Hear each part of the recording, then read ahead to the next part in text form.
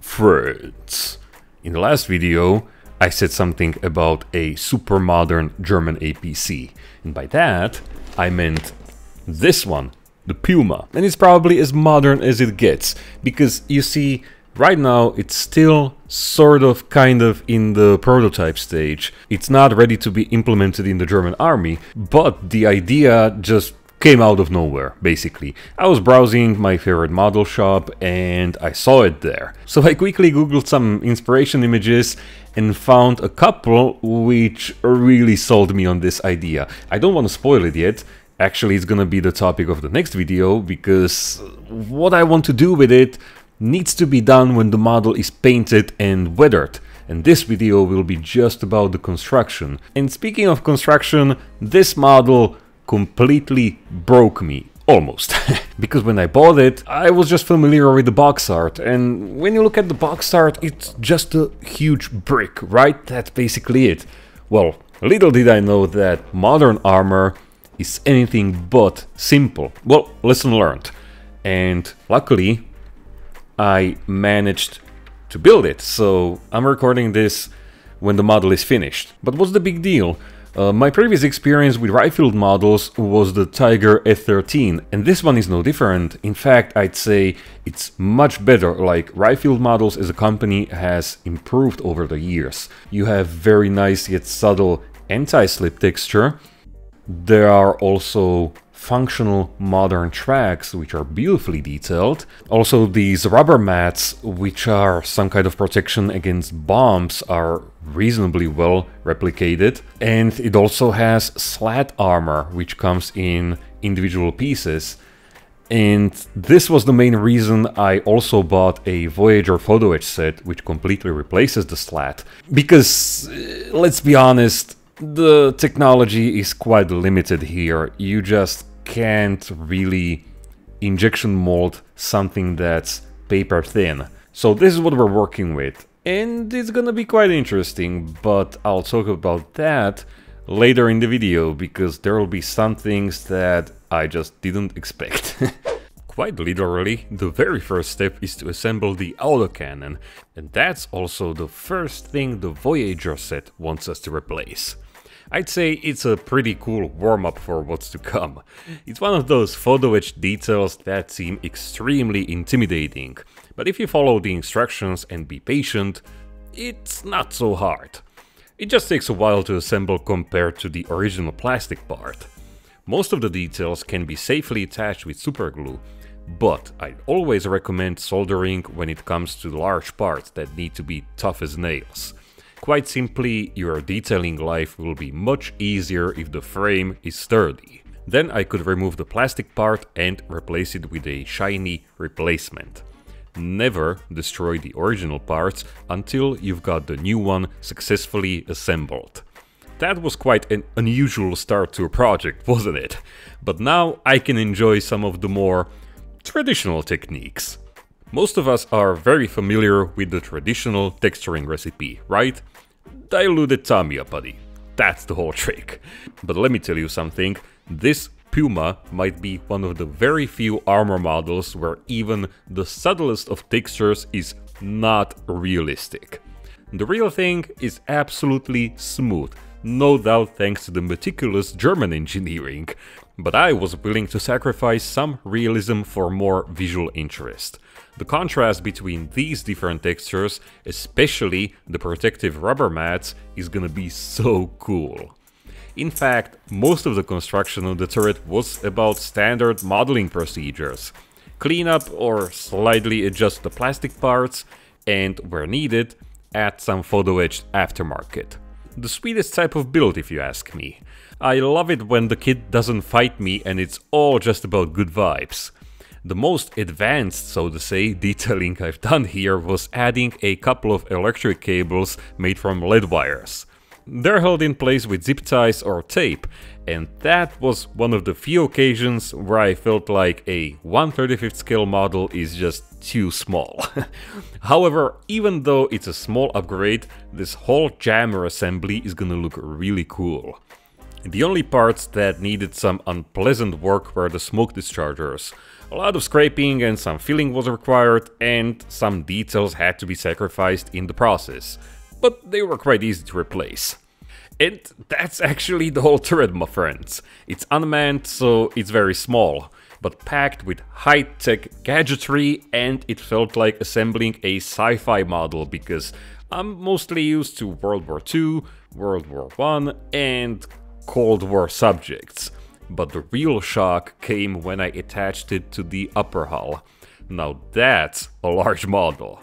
And it's gonna be a nightmare to properly assemble, so let's start with the easiest part, the running gear.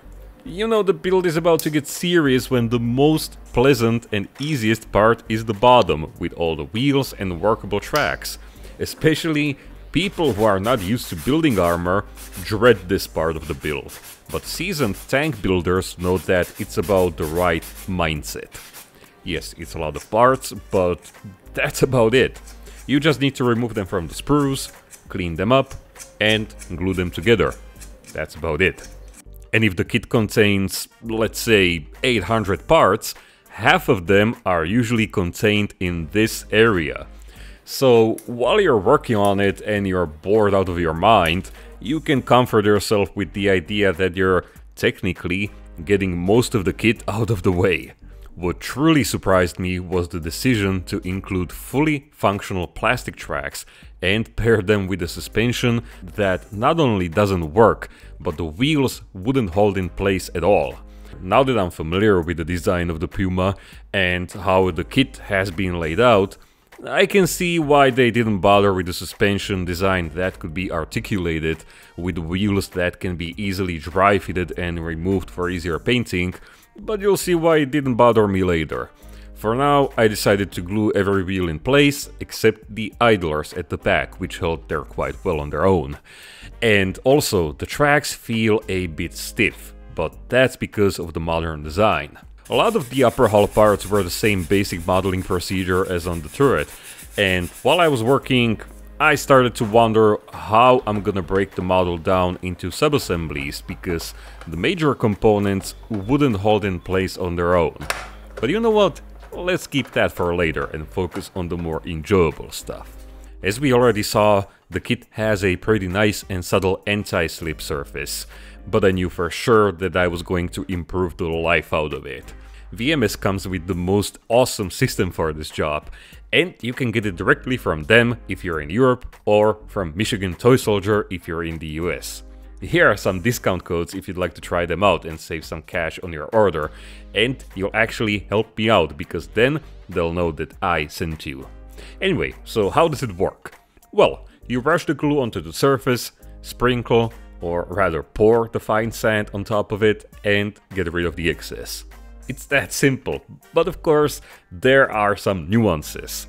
For example, the glue feels very sticky and thick, but it doesn't melt the plastic and it leaves no trace when it evaporates. Better still, if you brush it somewhere it shouldn't be, it can be easily scraped off or brushed away with lacquer thinner or one of the dedicated VMS cleaners.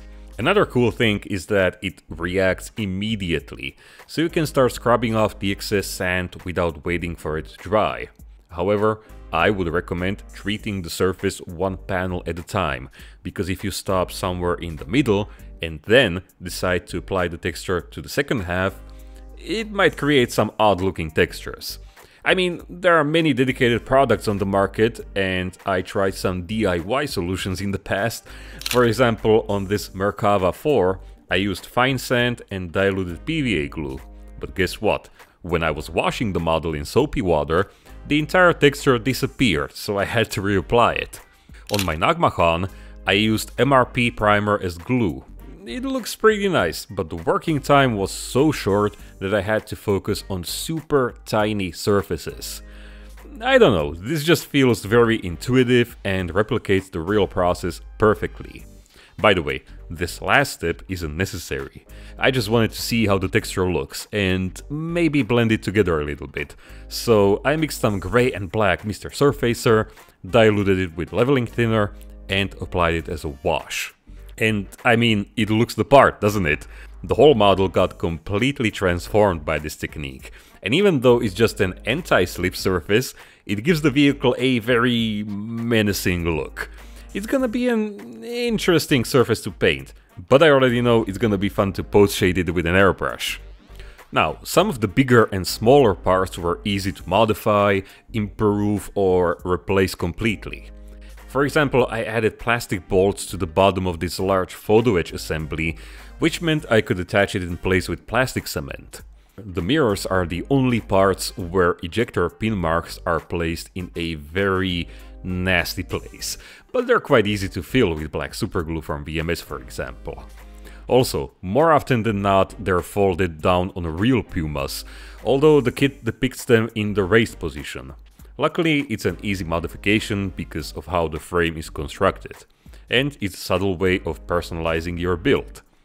The kit comes with a string for the tow cable, and interestingly, there's no metal replacement in the Voyager set. I never throw these away, so I was able to find a spare one in my stash.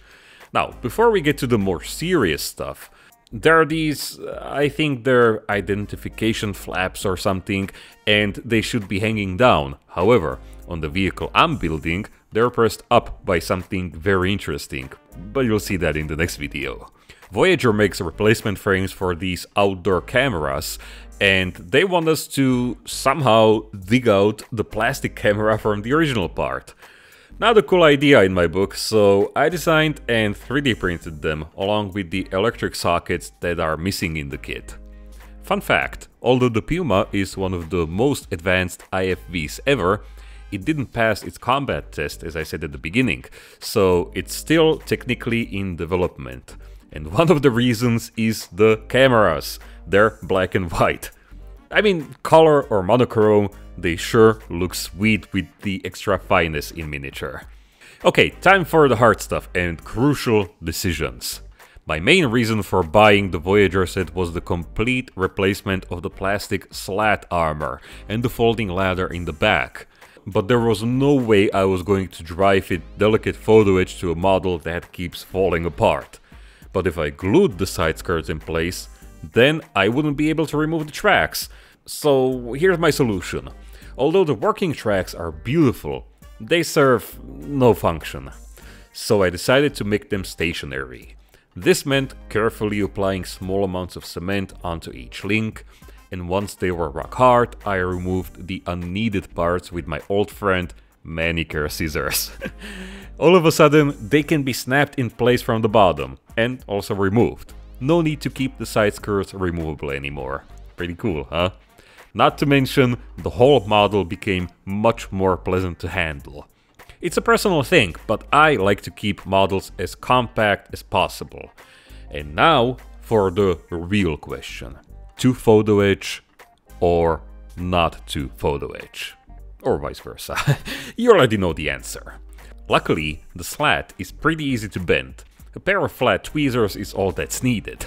But the only way of holding it together is soldering.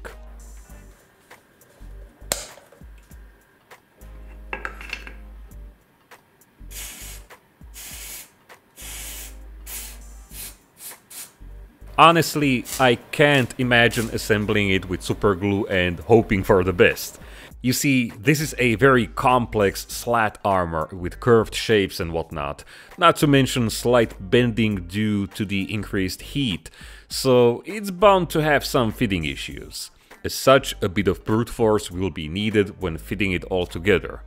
Little did I know that my life will get a lot more complicated during this stage. Okay, so what did go south here? First of all, for some reason I didn't expect how complicated the model would be.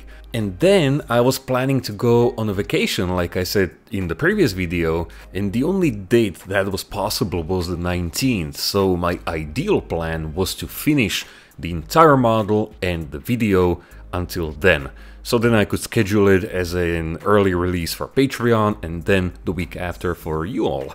Well, I already knew that that wasn't possible, but I still wanted to get as much done as I possibly could before I left. 2 days before I left, my soldering iron broke and I couldn't do anything.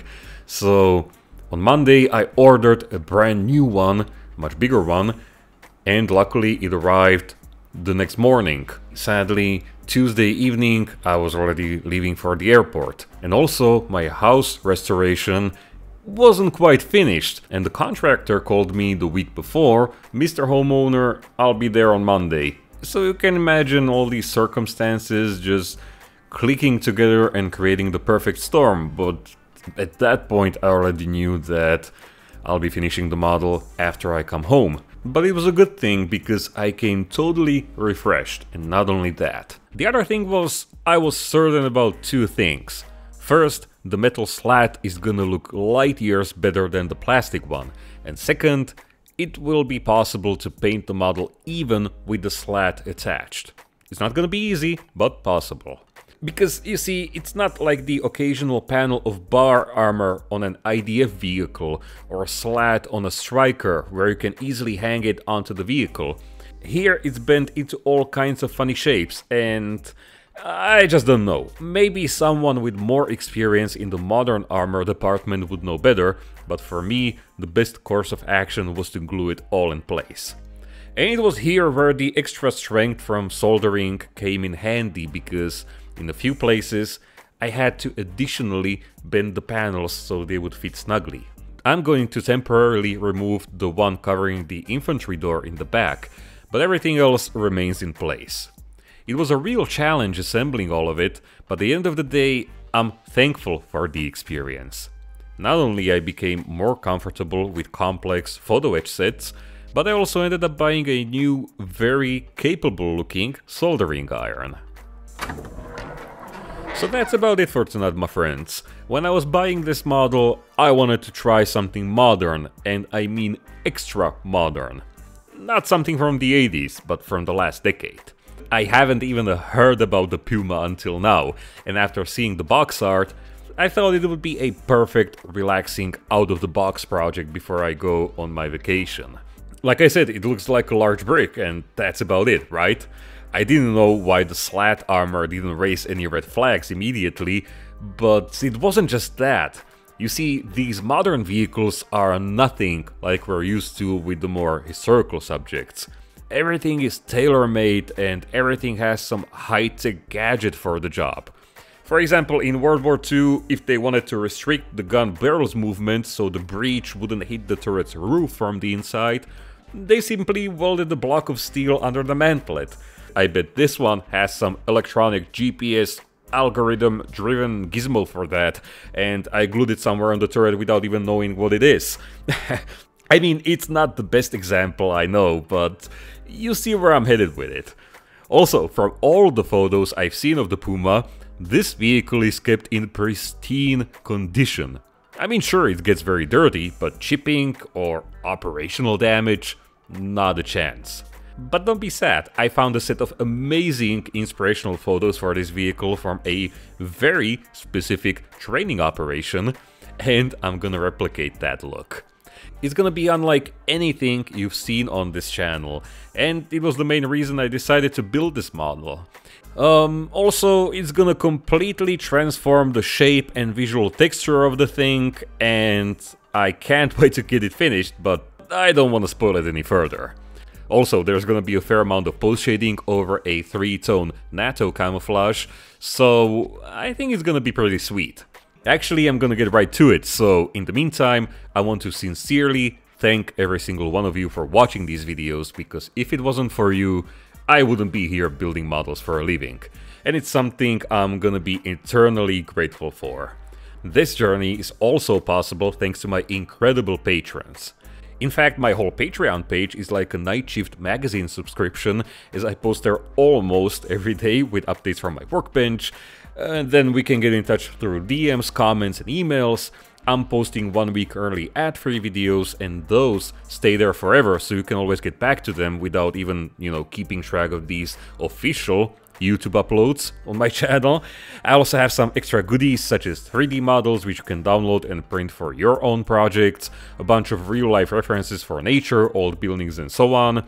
Recently I, for example, uploaded a bunch of old train photos from my holidays. And last but not least, these high-resolution studio photos which show the model in more detail than video ever could. It would help me a lot, but hey, no pressure, okay? Anyway, my friends, it was a nice change of scenery to go on a holiday after 10 years of hermit mode, and I can say that it helped me to refresh my mojo. But also, when I was a kid and still went on vacation with my parents, it was torture for me because I just kept wasting my time on the beach, and all that time could be spent at the workbench, right? Well, guess what? Although I'm older now and reading a book at the beach or having an adventure in the desert was awesome, I started missing the workbench towards the end. So even though I might be older, there's still a kid who loves building models somewhere in there, and I think that's pretty sweet, but I'll let you be the judge and decide if that's a good thing or a bad thing. And actually, while you're at it, stay safe, stay awesome, build your models, don't just collect them, and I'll see you in the next one. Cheers!